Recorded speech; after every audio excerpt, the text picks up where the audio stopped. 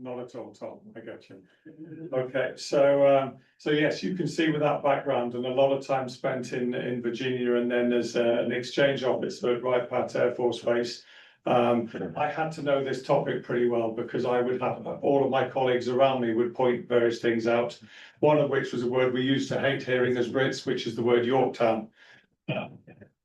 So plenty more to come, and now it's now my revenge, if you like. It's my chance. I'm out here in front of you all, and you're probably thinking, how weird is this, that this guy out here at the front with this accent is talking to us about the shot heard around the world.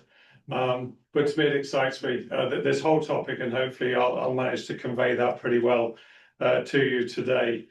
So I'm with Oakwood Historical Society, as was mentioned. What we're first of all really appreciative of is working with the library on America 250, but also the city. We've got the mayor here today, Greene Oakwood, and we partnered with Greene Oakwood for the next event, which we invite you all to walk over the road and just see where they're going to be planting some trees. And I don't want to steal any of their thunder, but there are links to Johnny Appleseed, and Johnny Appleseed's father served in the militia during the Revolution. So there's historic links. They will tell a lot more about that over there, and we'd invite you just to come over and just see that event afterwards. It's short, and just to add a bit of flavour, there are some refreshments for you all. So that's just a little bit. But what I would then say, and I'm going to dig a bit deeper, obviously, is that today, and I'm sure you all knew this before that, is the 251st anniversary to the day of Lexington Concord, shot heard around the world. So that was something that really piqued our interest to make this talk happen on this day. And I will preempt a little bit for those of you who want to shout out at any stage, the British are coming. You are wrong. I am just one, we're here, but more importantly, actually, from my point of view, from the historical point of view, the actual phrase was the redcoats are coming, or the regulars are coming, and I've seen both, and that is because at that stage everybody did see themselves as a Briton, and that's actually part of the problem that led to the revolution, was people all saw themselves as Britons, or most did. And it was how they were being treated. So the phrase, the one that I see the most, is the regulars are coming. So just that's just something I'd like to say. As we go through the year, there will be a lot of other things that we start to work, and so I'm going to flag those, and I'll flag them a little bit as we go through as well. But we are going to do a cemetery tour where we're going to dig a lot deeper into the local veterans, and maybe not just in Woodland Cemetery, which is our local one, but down in Centerville as well. There's a lot of history to find there. So that's one of the things that we're also thinking about, a trip to Valley Forge. More on that, and hopefully I'll pique a bit of your interest later. But we in the Historical Society are excited to do this year. And yes, with this accent, lead America 250. So a lot of fun to be had. So I'm going to start in this. So what I want to do today is talk about, go big to small, if you like, but start by talking about a little bit about Lexington Concord, the event of 251 years ago. And then we're just going to go sort of out big, if you like, and see how the revolution all began, and then gradually draw it into why there's a lot in this area in Montgomery County and our surrounds that should draw our attention in and make us think next time we're out of the history that's around us. And I say that as a lesson. We talk about learning.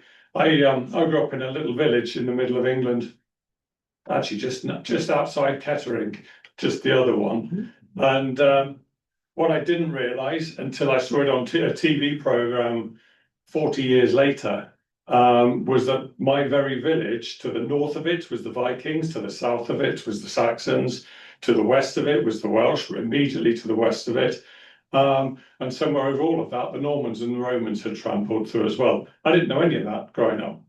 And so what I see as a crime, if you like, is people growing up in an area that is full of history, and this area is one of those, and leaving it, going to college, and people say, what did you do? Or where did you come from? We want them to know and take pride in it. So that's where we're coming from. So what I'm going to do is start in 19th of April 1775, and we know that trouble had been brewing for years with the no taxation without representation. And that, of course, was a very fair cry that should have been met from everyone being Britons with the phrase, of course, no taxation without representation. That is fair. All Britons are entitled to those rights. Of note, that principle of no taxation without representation was enshrined after the Magna Carta in British rights in 1272. Here I go a bit nerdy, but Henry III enshrined before his death no taxation without representation. So it was therefore a very fair assumption for Brits in the colonies to think that those rights included them. But a mix of arrogance, ignorance, and disdain from the ruling classes in the UK led to the punitive taxes and the measures placed on the colonies, starting and really punishing Massachusetts. The idea that loyal subjects would be submissive, however, and respond well to such measures was nonsense. And it had been proved, again, history teaches us this, this had been taught in the English Civil War. The very same arguments had taken place, and on almost identical issues.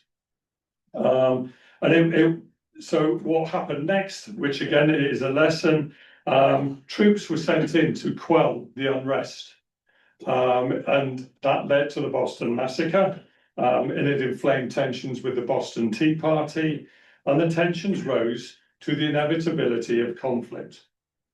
And so, 19th of April 1775, redcoats were sent to capture suspected colonial supplies in Concord, and they were met by militiamen, and somehow tensions high, someone fired.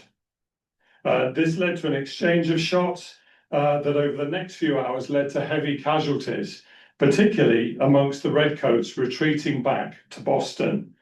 And from there began the series of events that led to the Declaration of Independence.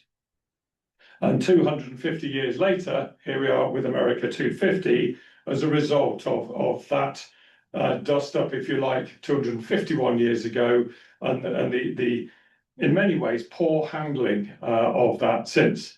And I got this slide for you all just so that you can see the British running away. Thought that'd make you happy. Okay. So what I want to do, though, is just sort of draw your attention to this. And it's well worth taking a look at that is again, it's part of Ohio's piece in America 250. What you can see, and I wouldn't expect any of you to be able to really focus in on that here, but they are logging all of the veterans' graves and where they are. And a lot of those graves need some tender, loving care. But it's also worth pointing out, as I look at the middle slide, a lot of the counters carry the names of veterans. And we'll dig a bit into that later. But just to think locally to us, you've got Greene County, and of course, we're living here in Montgomery County, which I will dig into as well. So that is something that we just want to bring as we're talking about America 250, and just to reflect that over 158 graves are in Montgomery County of Revolutionary War soldiers. And what I'm hoping to bring across a little bit today, and a lot more on a cemetery tour, is know more about them and think about how on earth they actually got here. Because if you just took the walking by the crow flies of some of these people, they'd have walked over 2,500 miles to get here and fought their way through battles. So it's an exciting thing for us to help you get to look at. Okay, so the British view and the British strategy. Well, I've said this, those of you who've seen it before. So the British view of the Revolutionary War, we lost. So that's kind of something that we always like to get out there. And I used to give talks in Yorktown, and my wife was always terrified I was going to come back and basically thrown out there. We didn't lose, and here's why we won, and here's why you were all bad. And I just got it out there straight away, particularly if you can imagine standing up like this in front of 150 artillery officers who are learning about how artillery destroyed the British fortifications at Yorktown. So imagine trying to pump the idea that you won. So that's sort of a little bit, but the British view is not as straightforward as you might think. But what I'd say about strategy did not match resource, and the command lacked clear goals in their most obscure form. The commands changed regularly, the goals changed regularly, and who was in charge often lacked clear authority to do what they needed to do, and also the resources to do so. For example, the British strategy required 50,000 troops, which was a large number back in those days. And it relied, this is one of the lessons that is actually put into the US Air Force today. The US Air Force are asked at these things, what was the Royal Navy like? And they say, well, they expected it to be everywhere at every time to help us if we were in trouble. And then the instructor will go, and that's what your job is today. Now, that is good because the US Air Force is far better resourced to do what it has to do than the Royal Navy was back in the 1780s and 1770s. It was never resourced to do it. It was never resourced to help out because it was policing the globe at that moment in time. So in other words, strategy, political goals, military goals, and the military commands were all completely dysfunctional. So it didn't take a lot, to be honest with you, for the British to start to lose the idea that they'd even got a chance of winning over here. However, what I would also say is that a number, this will roll into something else in a minute, a number of the best British generals refused to come over here because they saw that they would be fighting fellow countrymen, so they refused to do so. Some of the generals that did come over here were okay. Some of them were not. Most of them were very good if you put them in front of the French. Okay, but my idea here is to show you that this conflict was complicated. Unlike the historical comedy, The Patriot, where the conflicting take of the world's most efficient army being also run by pompous buffoons, and you can see an immediate conflict there. How can that be true? Taking on hapless pacifist farmers who turned into ferocious fighters. It is actually not like that. And I want to sort of dig a little bit into it. For example, the British Whigs, or those located in the UK, supported the American located Whigs. In other words, you had Britons located in the UK who supported the Patriot cause here for the reasons I mentioned. The government was basically contravening the Magna Carta. It was contravening the rights of all Britons. So that was one. Contrary to what you might have seen, any of you who watched Outlander, not all Scots fought against the Crown. And in fact, it goes quite the opposite way. Most Scots fought for the Crown, including, in a bizarre twist of history, Flora MacDonald, the partner of Bonnie Prince Charlie. She raised regiments, Scottish regiments, to fight for the Crown, having only 30 years earlier been on the wrong end of Culloden when they were trying to turn the ownership of the Crown the other way. The last Highland charge on behalf of the Crown is at a place called Moores Creek in the Carolinas, where the Scottish Highlanders from all across the Carolinas gathered, and they were defeated outside Moores Creek on the way to Wilmington. You then have Kings Mountain, a battle of thousands in the Carolinas, and of those thousands, only one person was born in the United Kingdom. The rest were American versus American, loyalist versus rebel. And then finally, the interesting one to the arch I draw your attention to in the bottom corner, that is at Aberford in Yorkshire, was built to celebrate the victory of the Patriots by the Yorkshire people at that time. And again, because they actually celebrated what the Patriots were fighting for, and seeing that actually the government in the United Kingdom on the mainland were eroding the rights of Britons everywhere, not just over here. So it's an interesting take on that bigger view. So now, though, I want to dig a little deeper into where we are, and it would be wrong not to give a quick nod to Dayton, which is a lesser-known suburb of Oakwood. And I'm sure many are familiar that Dayton is named after General Jonathan Dayton, who served under General Washington at the battles of Brandywine and Germantown, but he served at Valley Forge and Yorktown. And I'll cover those a little bit more as I go through the talk. But to be very clear, Jonathan Dayton served in battles that were forging the character of the Continental Army, shaping the veterans that would in turn shape Ohio. But to turn to a more detailed look on Montgomery County, named after General Richard Montgomery, he was formerly of the British Army. He distinguished himself in the French and Indian War. He fought in Pontiac's War and was stationed at Fort Detroit. After Pontiac's War, he headed to Britain to recuperate as what he saw then as his homeland, or his fatherland, if you like. He was heading back to where he saw the medicine was superior, and he would go over there to recuperate. While he did, he got in with the Whig Party in the UK, in the mainland, and his views of the British government and the Crown at that time changed with it. So he was converted, if you like, over the pond, not here. So he also associated with Whigs such as Edmund Burke, who many of you may be familiar with, and he grew more and more disaffected with the British government. So when the Revolutionary War broke out, Montgomery took up the Patriot cause, and he was elected to the New York Provincial Congress. Montgomery's views, though, were those of a moderate patriot, in that he saw things had to change, and he saw that there was a need to fight for it, but he did not want to sever links with Great Britain. But he nevertheless took up arms.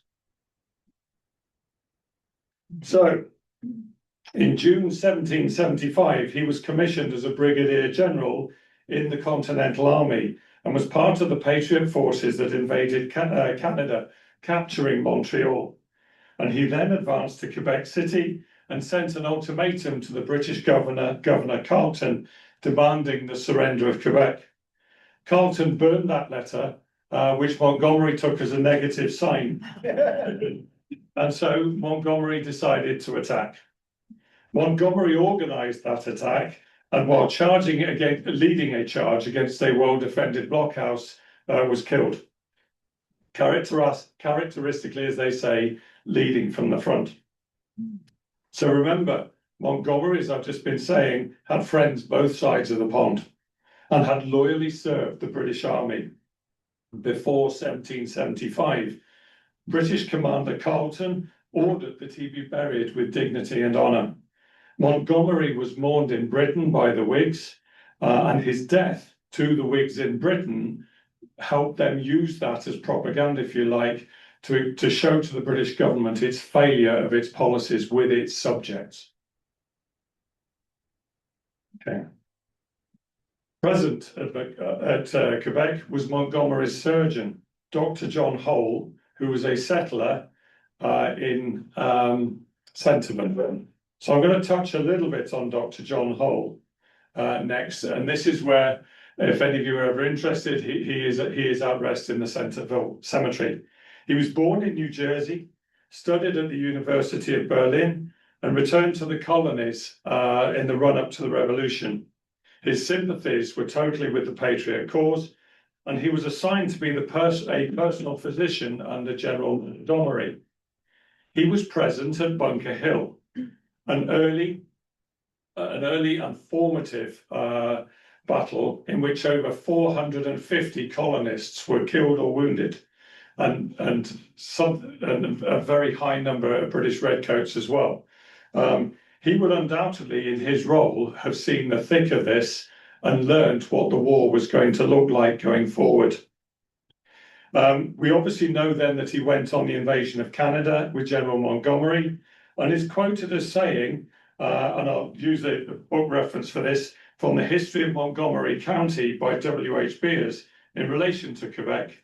He is quoted as saying, "I dressed the wounds of the soldiers beneath the walls of the fort by the flash of the cannon."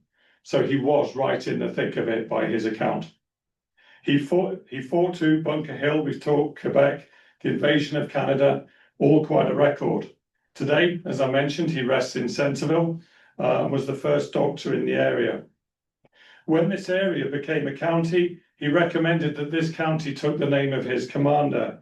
So he gave it to General Montgomery. He was slightly factually incorrect, if I may say so. His commander was actually Benedict Arnold. But I think he realized that was probably not the right name for this county. What I think I found is that he would have been at Valley Forge, but I cannot find hard evidence of that. Jonathan Dayton was at Valley Forge, and so I'm going to move on a little bit to cover Valley Forge. As I talk about, or as I mentioned, it is impossible in the time today, and it's why we're going to do a cemetery tour, to talk about all of the veterans, because there are, as I mentioned, in Montgomery County, 158 or so. What I will now do is, in a few minutes, is bring up names that I'd like to just try and recall. Major David Ziegler and Felix Hoover. They are two locals who did take part in Valley Forge. If you have not been to Valley Forge, I would urge you to go. And as I mentioned, if we're on our webpage soon, there'll be a note there if people are interested in a Valley Forge tour. We will arrange a tour to there. As you heard at the beginning, I've taken many battlefield tours, reviewing Revolutionary War, Civil War battlefields, and what they can teach us. By far the most popular was Valley Forge. And the message from Valley Forge was, enter as a defeated person from a colony, leave as an American, ready to take on the best and win. And of note, as I mentioned, we're looking at a tour. But for further context, the idea that the revolution was all unity and everybody immediately saw the same picture and they were all on the same side, not true. And there were a number of rivalries that were occurring. And so I'll give you a broad example first before I'll home in. So Virginia's Arthur Lee, a patriot, was detested by Pennsylvania's Benjamin Franklin. Lee, educated in England, owner of a law practice in London, and well connected in London's high society, made an excellent sort of intelligence for the Patriots. He was essentially a spy over there. Conversely, his brother, William, had only recently been elected to be the High Sheriff of London. And to this day, he is the only American ever to have held that position. And yet, excellent source of intelligence as he was, Pennsylvanian Franklin detested him as a Virginian and thought he could never be trusted because he was a Virginian. But more now specifically to Valley Forge, let me recite a text I read recently quoting from a veteran who had been at Valley Forge. And again, these are not my words, just so nobody accuse me, please. The New Englanders resented the Southerners, while the Southerners resented the New Yorkers. Maryland papists were never fully accepted. Even those that proclaimed they were merely Catholic around the edges, and no one seemed to like the Pennsylvanians. Anyone from Pennsylvania here? Oops. So, for context, many, but by no means all, had been on the receiving end of a very bloody battle at Brandywine that had been a defeat against Britain's highly capable troops. They had fought bravely, but on the largest battlefield of the Revolutionary War, they had narrowly avoided destruction. So at Valley Forge, forget their individual backgrounds. They learned about common tactics, common standards, standard drill manuals, and they benefited from bringing in highly talented foreigners to introduce those skills to them and to train them. So again, they were leading with an American doctrine, an American way of doing business, not a Virginia way or a California, not California, what's he on about, or a Florida way, or wherever they had come from. They were learning, you all come in as a disparate group, you leave as Americans. And it was one of those things that many of those who then advocated for the United States after the war, rather than going back into their own colonies and starting again as their own state, many of them had served at Valley Forge and seen why that mattered. Okay, most notably amongst those foreign visitors, if you like, to there, who was leading the training, and I hope I say this right, was Frederick von Steuben, a Prussian military officer who was attributed with doing much to create the reformed Continental Army that would then go toe-to-toe with the British. And of course, he's given his name to many places, but Steubenville in Ohio being one of those. By all accounts, Valley Forge was miserable, tough, and at times bitterly cold, and food shortages were common. But it forged a bond that veterans of any age can relate to. Those at Valley Forge left much less as those individuals of colonies and more as an American army. They fought in hardship. They forged through that hardship, that starvation, and that horrendous weather. They forged what was to become an American character of the day. You can probably see now why I like the idea of taking a tour there. It still gets to me, that one. So let's dig a little bit deeper into a couple of the veterans. Is that just gone? I'll just keep going. Can you all hear me at the back if I keep going? Okay. So, okay, thank you. So what we'll do is just dig a little deeper. I mentioned Major Ziegler. First of all, he is in Woodland Cemetery. David Ziegler was born in Germany and served in the armies of Frederick the Great of Prussia and Catherine the Great of Russia before settling in Pennsylvania. When war broke out, he joined the 1st Regiment of the Continental Infantry, commissioned as 2nd Lieutenant. But here's the thing, where was he on the 19th of April, 1775? He was at Lexington Concord. So this guy went all the way through. He was at Germantown, which was a defeat in which confusion, disconnected communications between the continental formations, and poor weather led to over 1,100 patriots being captured, killed, or wounded. That's 10% of the force of 11,000, which he was lucky to have made it through. He was not a man to follow if you wanted a quiet war. He was at Paoli, where British regulars did a night stealth attack that decimated the garrison. Any who survived that night would have been through abject terror as the British attacked in silence with bayonets, and anyone who moved was fair game. 201 patriots out of that force were killed or wounded, and 71 captured. Again, Major Ziegler got away. And then, of course, he wintered at Valley Forge. That battered army left, and him being part of it, disciplined and ready to go toe-to-toe with the British regulars and give as good as it got. And this proved at his next encounter at Monmouth, that although indecisive as a battle, demonstrated that the new American standardized army was ready for the fight. Standing in some cases as they were now 25 yards from hundreds lined with their muskets aimed at you, Major Ziegler, as an officer, would have been one of those very much exposed. Again, no mean feat. He left the army in 1783, but swiftly rejoined and served in Fort Washington at Cincinnati. And he participated in the protection of federal surveyors, the negotiation of treaties with the Native Americans, and was with Arthur St. Clair at his defeat in 1791. So then Felix Hoover, who is also in this area, but he is at Centerville. He was a private of Morgan's Continental Rifles. These guys were serious, hardened, and probably more akin to today's Special Operations Forces. But they had their place in the battlefields of those days too.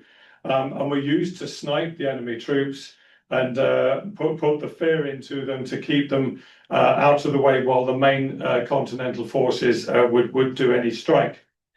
Morgan's rifles were sent north to join the army under General Horatio Gates, and by hiding and ambushing, they harassed the Crown's forces as they probed forward around Saratoga. The British, for their part, needed little help in being defeated by this stage. Their generals disagreed with each other, they followed different strategies, and although they were supposed to bring their very large forces together in one place, one just decided it was not for him and stayed in Philadelphia.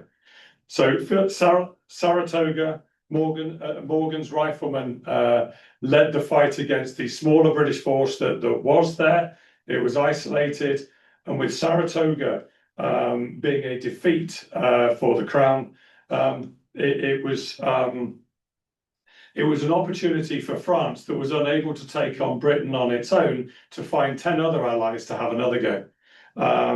It was that turning point in the revolution, if you like, where France saw that opportunity to recapture a lot of the colonies, the countries that it had lost back in the 1750s, 1760s.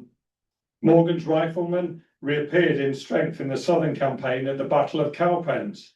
And this was a major victory over a hated British cavalry officer called Banastre Tarleton, who had himself been accused of some fairly brutal attacks and crimes down in the southern area, where it was essentially American versus American, and a lot of his troops in British colours were in fact American born.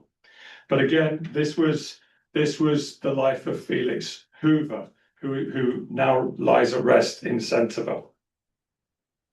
So there's just a little bit, I'll give you a short moment just to sort of take in. That is Major Ziegler.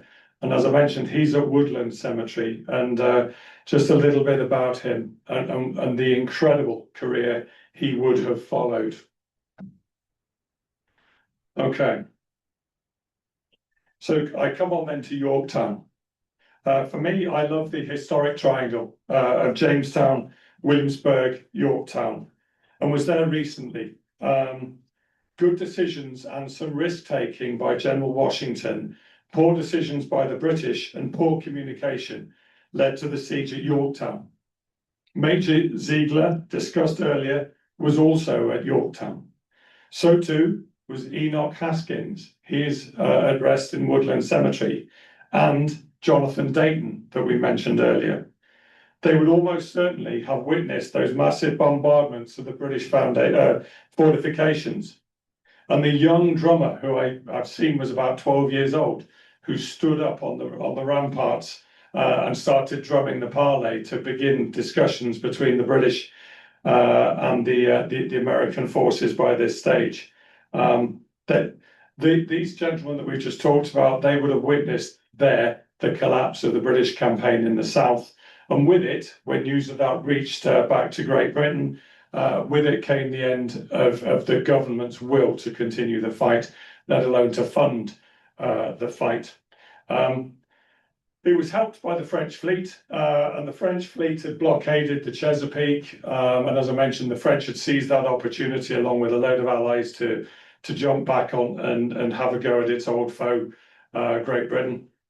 And I would go on to say that the French fleet then met the Royal Navy at the Battle of the Saints just a little bit later, and I managed to obtain a picture of them afterwards. So we're going to, for those interested, we're probably going to arrange a scuba diving tour to see those. Okay. We're not really. I have actually been asked by people afterwards, are you really doing the scuba tour? So, okay. So, as we sort of come towards the close of the main talk, it's just awe-inspiring to just look into these veterans, and it's something that I'm obviously plugging that we're going to do a cemetery tour later. There's so many I haven't touched on.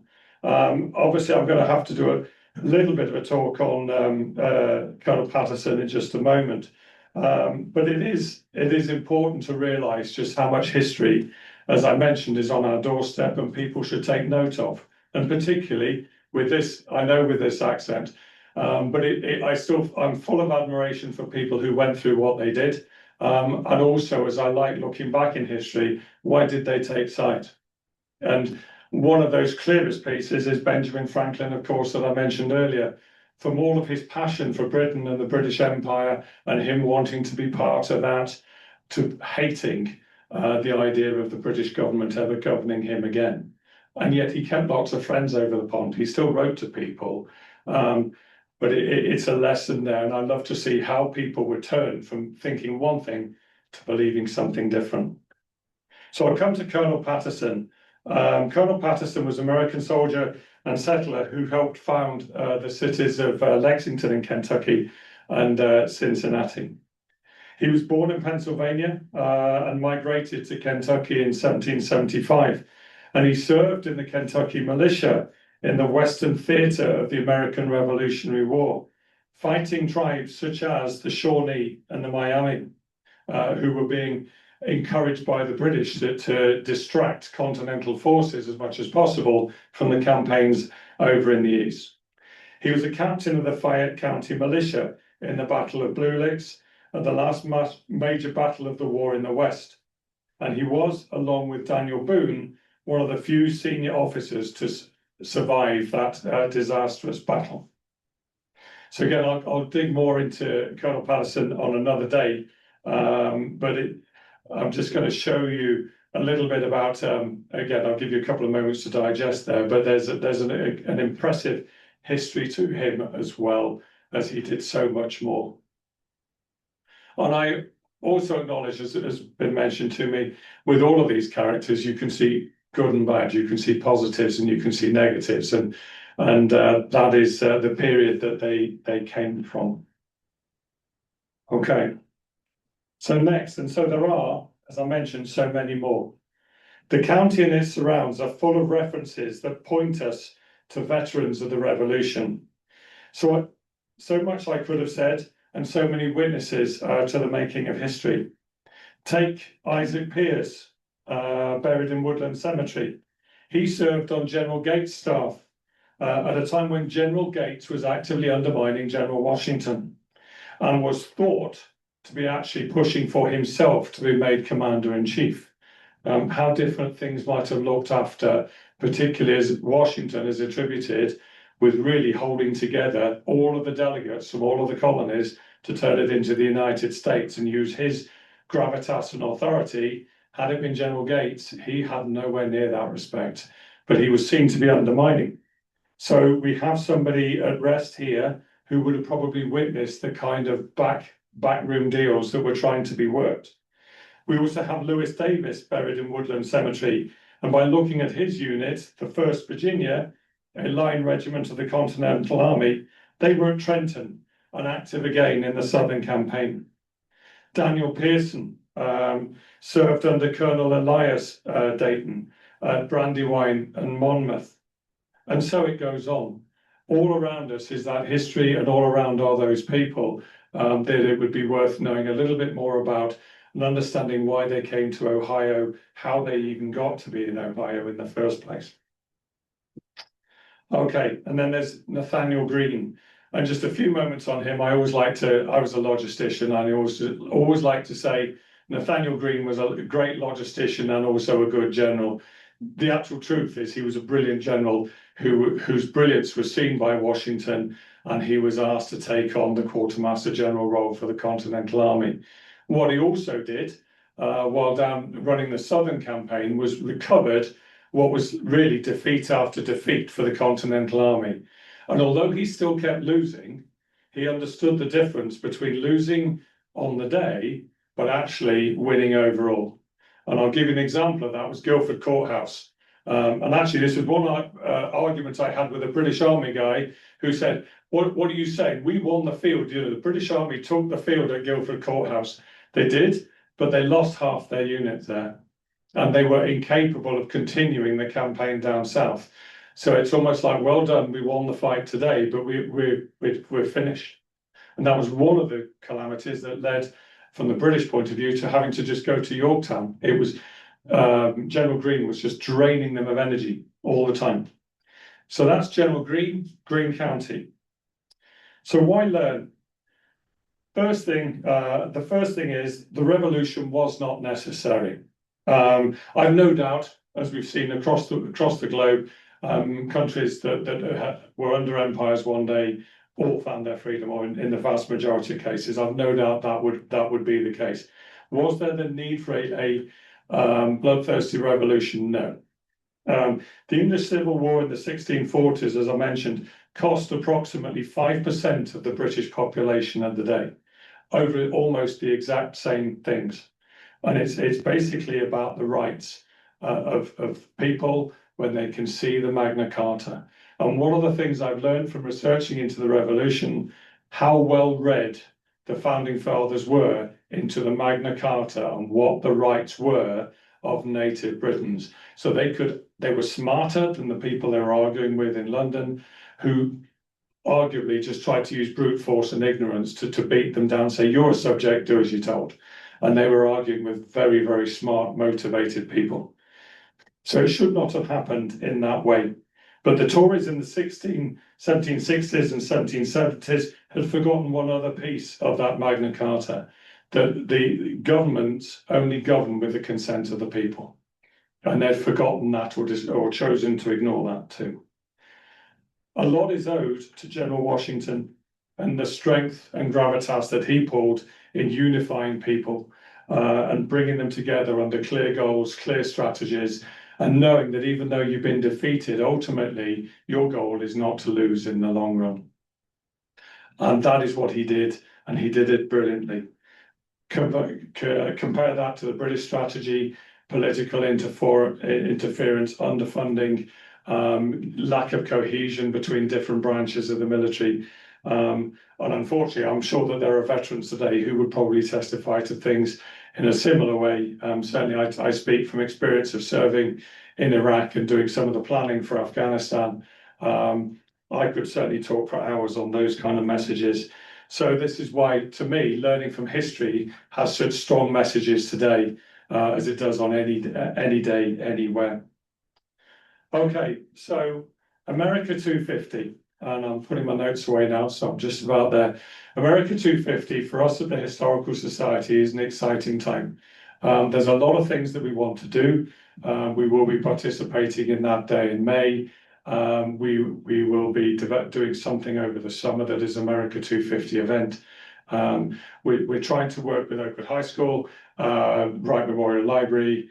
Greene Oakwood has been a great teammate in what we're going to do later on this afternoon. And the city, the council, the mayor, all of these, we're really looking forward to making this or putting our piece into contributing to the community and bringing and making fun America 250. And then next year, who knows, we'll find another theme and we'll just keep some themes going to just keep the energy going. But we look, if you're not a member, here's my only plug. Please do join us because there's a lot of things we will be doing. Karen. Oh, membership forms are at the back. As I say, my only plug. Karen's allowed another one on top, but no. So really, we just want you to all help us help you enjoy and have fun in this community this year. And that's it. Thank you.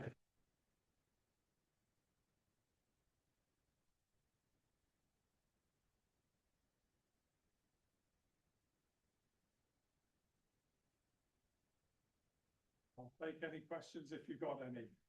Karen. There's a statue down across from Golden Lamb in Lebanon, and this happens to be Mr. Warren, and he was actually a doctor who was at Boston Massacre and took care of people, and unfortunately he was killed at the Battle of Bunker Hill. But anyhow, that's what Warren County is named after, Dr. Warren. Any questions, comments? Yes. So what was the role of George III in all of this? Well, it's funny. So, one, people talk about the madness of King George. He, at this stage, was not mad, or whatever you want, what phrase you choose to use today. He was being, from what I can see, two things. One, poorly advised, and was told that they'll those colonists, they'll roll over the moment they see a redcoat in town. And some people were saying that, and that it was challenging his authority. Whereas actually after the English Civil War, he didn't have anywhere near as much authority as he thought, as King Charles I, who had his head cut off, found out to his cost. He was being poorly advised. The one who is two people are blamed more. One is Lord North, who was the Prime Minister. And he was the one who was driving, if you like, a lot of the toxin towards the colonists. Benjamin Franklin, when he was in London, in the last time he was there, was treated horrifically. And he apparently stood there in silence as he was getting a dressing down from some guy who thought he was smarter and funnier than Franklin. Franklin said nothing, turned around, walked out, and joined the revolution. So it was less. From what I've seen, it was less King George III, and it was more the advice that was being fed up to him that was the real issue. No question over that side. Yeah, Anne. So as I was looking at this, I had no idea that there were so many Revolutionary War heroes here in Ohio. Their graves being here, I assume indicates that the end of their lives was here. Yes. And so then two questions in my mind, since I didn't already know this. One is, how did they wind up here? And then, are there an equal number of Revolutionary War heroes also in Kentucky and Pennsylvania and Michigan and Indiana and Illinois? Or was Ohio really concentrated with them for some reason? I don't know. No, I mean, there was so first of all, the continental currency was worth next to nothing, whereas land was plentiful. So veterans were being offered land out this way. So that is one way that they were. Others took it upon themselves, if they weren't offered it by government, to come this way. I'm sure there's a myriad of reasons that are out there, as well as ones that I am familiar with, including loyalists. And I'll deviate slightly for that. Myself and my wife were stood on a stream bridge when we first came to this area, and we're just looking down at the water flowing, and people heard us talking and said, obviously asked, where are you from? The next thing they said, oh, we got descendants from the revolution. And we said, oh, okay, we're sorry, you beat us. And they went, no, we're descended from loyalists who fled out west. So there's all sorts, and as well from the Hessians, and a lot of those never went back over. But your question as well about where else are they located? If you go onto the America 250 site, you'll see that they're mapping. And Tom, you know this better than me, looking at the back, but they're basically all across certainly this half of the US. That there are tens of thousands of veterans' graves that are being logged. Tom, do you want to add to that? Yeah, I would answer your question saying that with the right about the time that the Constitution was being created, the treaty of the Northwest Territory was becoming the focus of the new American government. So what to do with this land out here? And as Andy had mentioned, under the Articles of Confederation, before the Constitution, the Continental Congress had no way of raising money. So that was a part of the reason that the Constitution was created. And about that same time, then all of the land that was west of the Alleghenies up to the Mississippi came to America as a part of the Treaty of Paris that Franklin had, or actually John Adams had negotiated with Britain to come to America. So now America had basically doubled its land of the original colonies to include what the states we know today as Ohio, Indiana, Illinois, Michigan, and Wisconsin. And so the founders also created a way of what to do with that land. And so part of the payback to the Revolutionary War veterans was, since they didn't have money to pay them, they gave them land out here. And also part of the in the Constitution, it gave rules for how to create states out of the territories. And Ohio was the first state that was being created. And so with Ohio becoming the 17th state in 1803, a lot of veterans came to Ohio, the Ohio territory to settle. There's probably more in Ohio. That's a good question. I go back and look and see how many veterans actually went to the Indiana territory or up into Michigan.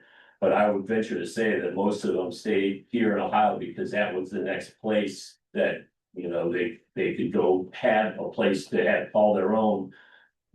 Because a lot of the plots back in the original colonies were all already, you know, owned, right? And so one of the things that if you go to Marietta, one of the things that they'll say is the cemetery in Marietta has more Revolutionary War veterans in it than any other cemeteries in the United States. And I thought that was kind of odd when I first heard that, but then it made sense that at the end of the Revolution, everybody went home primarily and died, lived in their hometowns and died there. But everybody that came to Marietta were primarily, you know, veterans, American Revolution veterans, and they died there. And so that's why that has that, you know, claim to fame that it's got more Revolutionary War veterans than the other. It's just kind of a little aside, but that would be how I would answer that question. So then was Kentucky not part of the Northwest Territory? It was not. So the Northwest Territory was basically the Ohio, west of the Allegheny, above Ohio, up the Ohio River,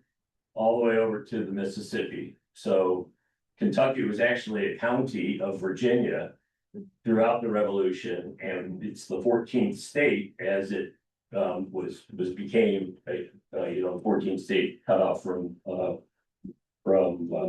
Virginia, and a lot of the land. The other thing that was different about the Ohio Territory is President Washington set up a national surveyor that allowed for a standard way to survey the country now with a 66-foot surveying chain that allowed for a standard way to do that. In Kentucky, all the surveying was done by what they refer to as meets and bounds, which is basically a human pacing off from some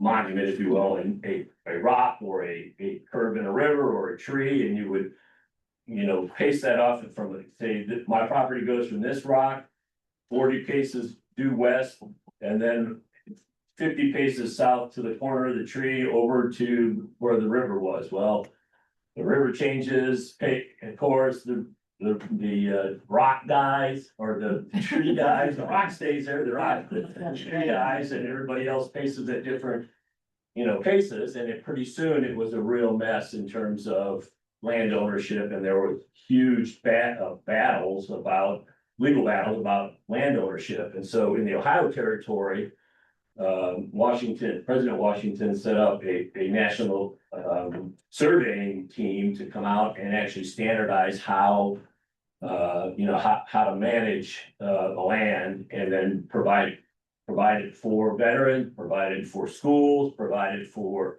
government operations. And so Quickly, I'll just see if we've got any other questions before we go. You've Yes. seen the recent series on PBS, I have. Lucy Wormsley, Yes. the British side of the American Revolution. Oh, no, I've not seen that. I've seen the Ken Burns one. I've not seen that one. Fascinating. Okay. And she actually found a letter where King George was considering abdicating, but never And did. what was the name of it again? You said?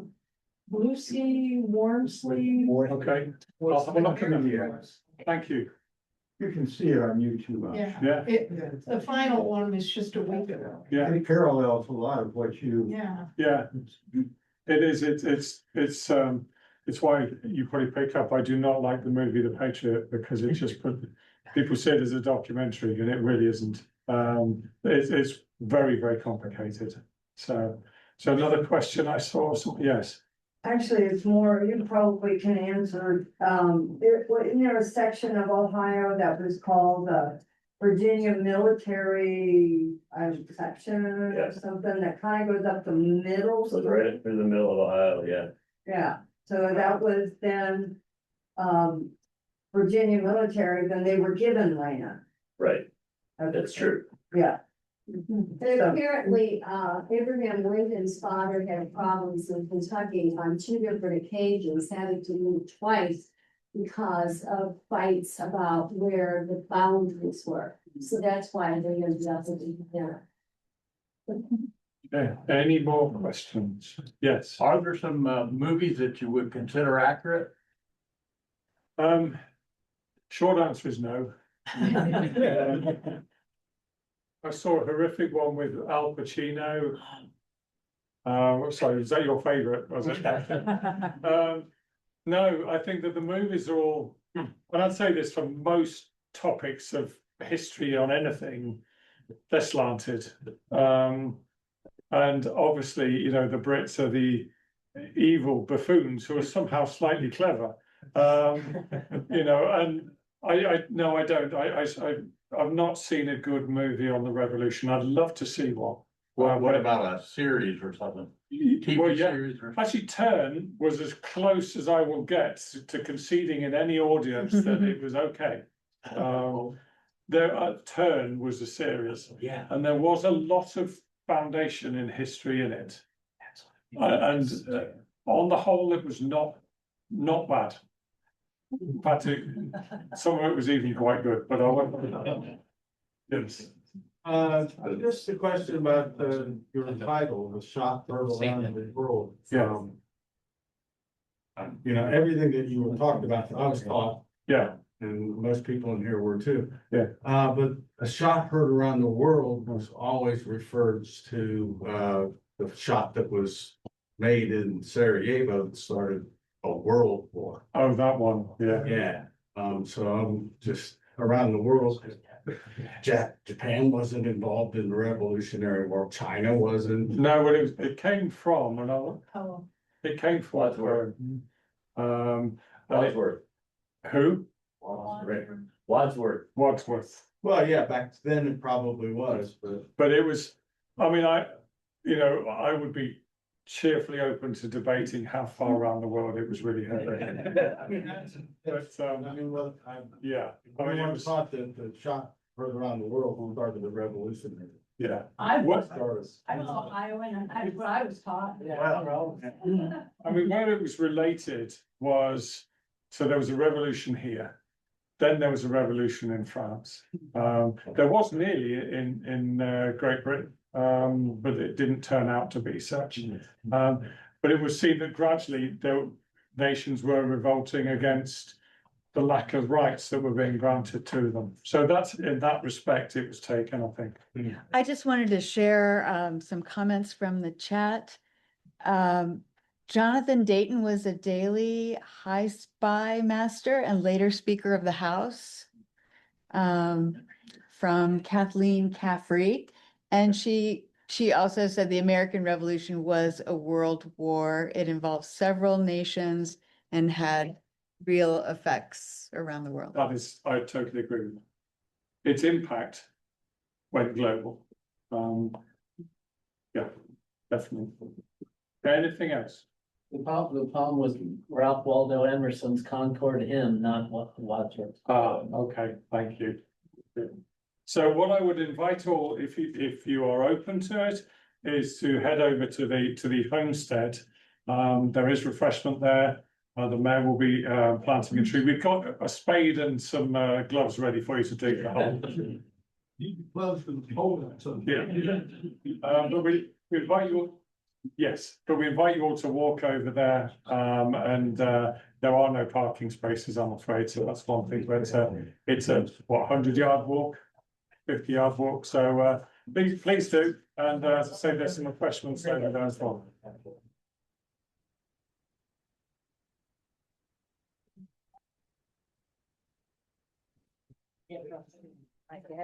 World War II.